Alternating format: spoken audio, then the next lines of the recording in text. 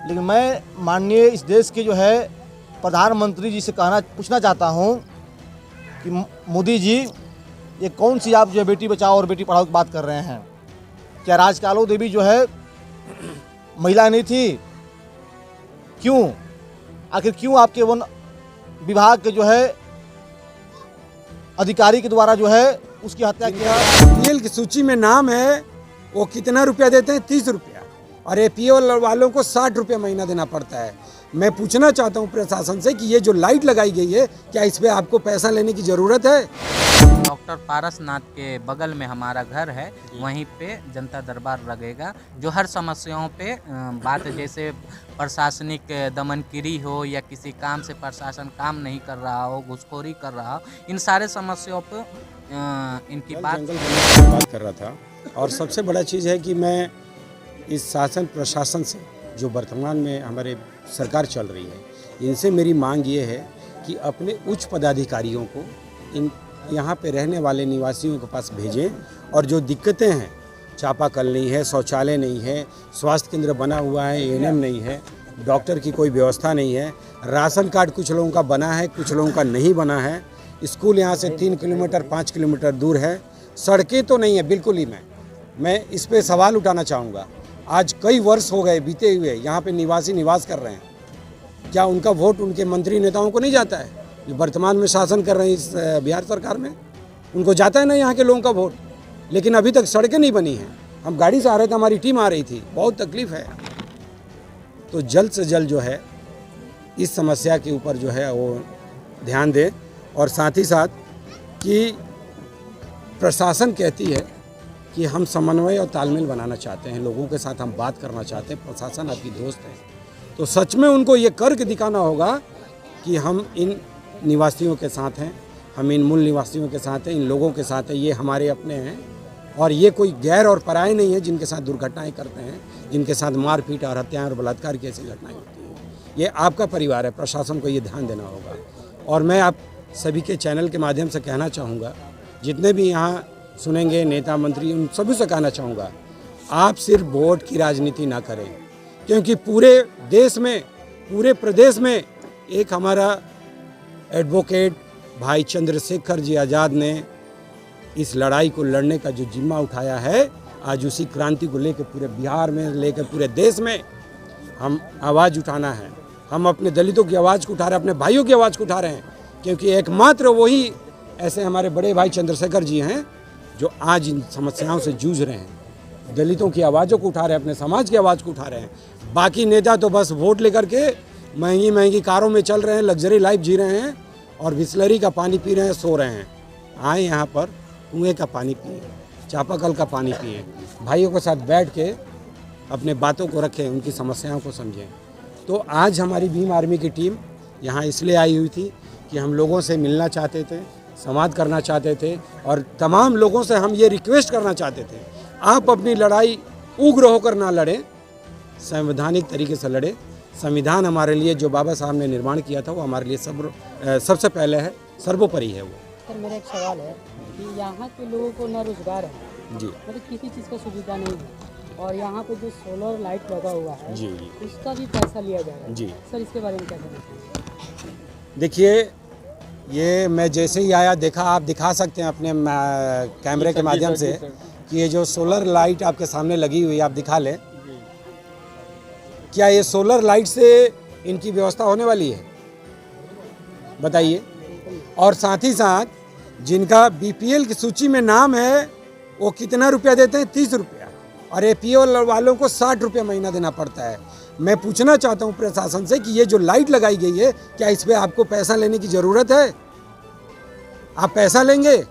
एक तो आपने यहाँ पे रोजगार की व्यवस्था नहीं करी है, शिक्षा की व्यवस्था नहीं है, सड़कें नहीं हैं, पानी नहीं है, बिजली नहीं है, और लोगों के साथ इतना अन्याय किया जा रहा है, आपकी कोई व्यवस्था ही नहीं है, और ऊपर से इनसे पैसे लेने की बात आप कर रहे हैं। तो ये जन समस्या जो है ना, ये सरकार को सुननी पड़ेगी, माननीय मुख्यमंत्री जी को सुननी पड़ेगी, और डिप्टी सीएम तेजस्वी यादव जी से कहना चाहूँगा कि आपको भी ये समस्याएँ सुननी होगी, समझनी होगी। वरना आज हमारी ये जो समाज, ये जनता है ना, ये बुड़बक नहीं है, ये पढ़ लिख रही है, कष्टों के साथ जा रही है, स्कूल विद्यालय सीख रहे हैं, अपना हक अधिकार मांगना जानते हैं, अगर तरीके से मांगना जानते हैं और नहीं मिलता है तो उसे लड़ के लेना भी जानते हैं।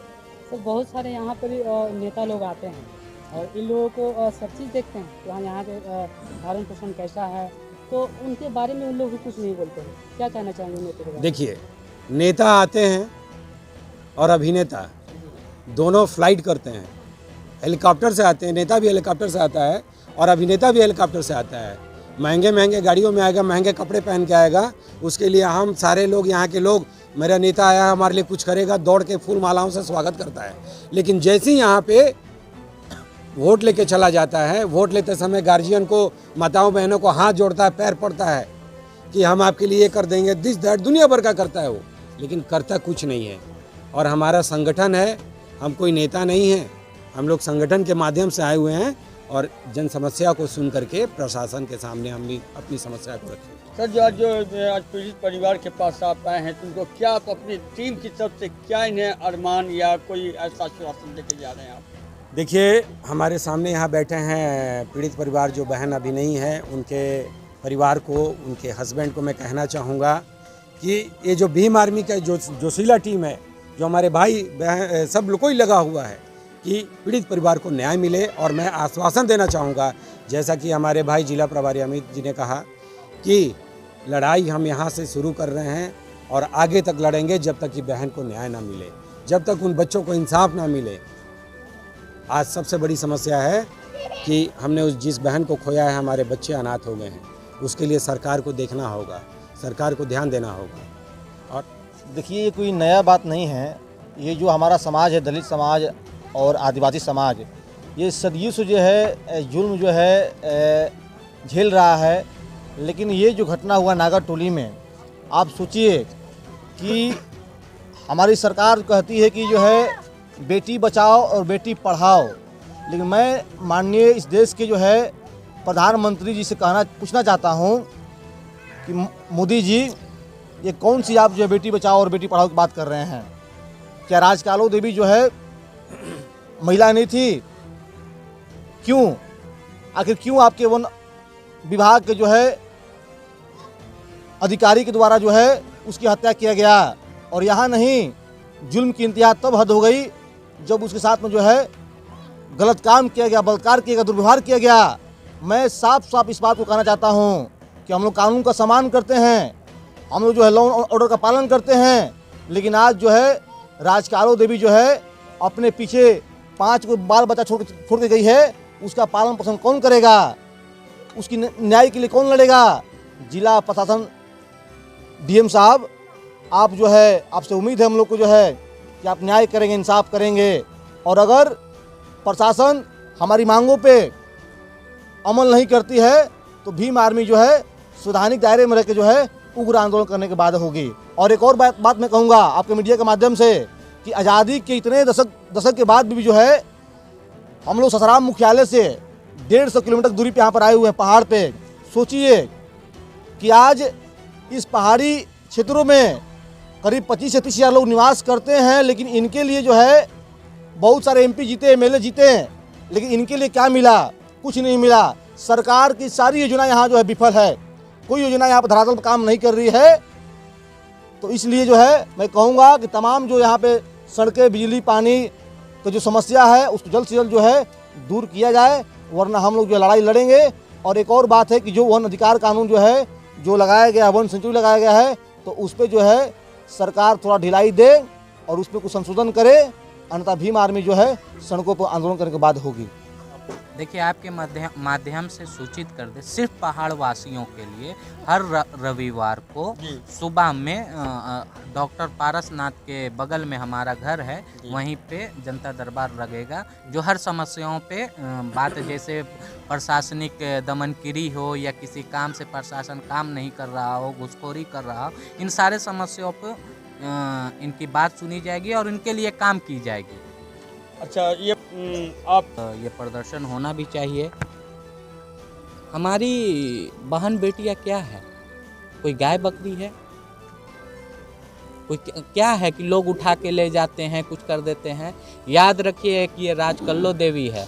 हमने डॉक्टर भीमराव अंबेडकर के साथ साथ भीमा कोरेगांव को भी पढ़ा है और हम दोनों इतिहास को जानते हैं। हम संविधान को भी मानते हैं, हम महात्मा गांधी को भी पढ़े हैं तो सुभाष चंद्र बोस को भी पढ़े हैं, हम अहिंसा को भी जानते हैं तो क्रांति को भी जानते हैं।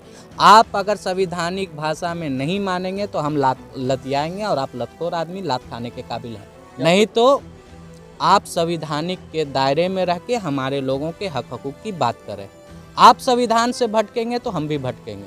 साहब भीमराव अम्बेडकर जी ने हम संविधान लिखा हमारी रक्षा के लिए।